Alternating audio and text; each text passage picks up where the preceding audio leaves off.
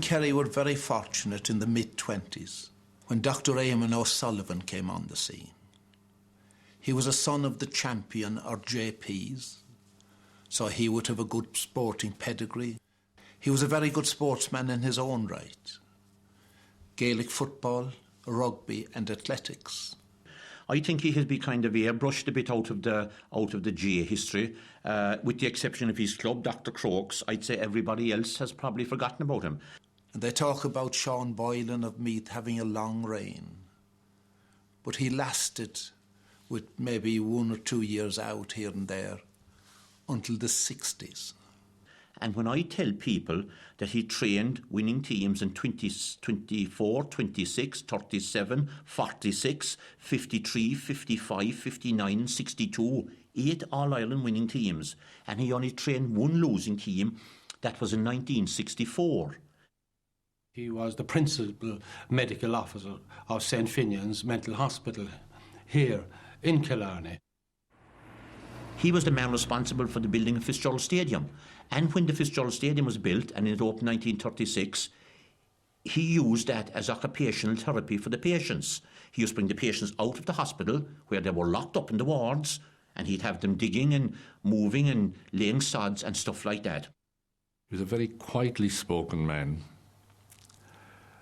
very distinguished, tall, beautifully dressed. He never had football boots on him or tracksuits. There was none of them in those days. He'd have his little whistle, and he had a most unusual way of training the teams.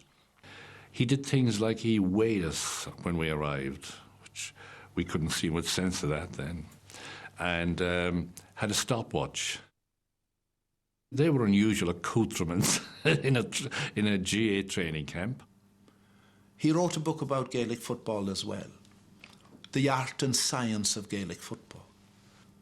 Modern-day practitioners would not agree with a lot of it. His biggest philosophy was each player should play in their own position.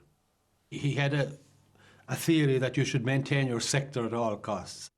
So obviously there was a goalkeeper. His sector was delineated by the square and the goalposts. He had the full-backs, the half-backs, the midfielders, half-forwards and forwards in little squares.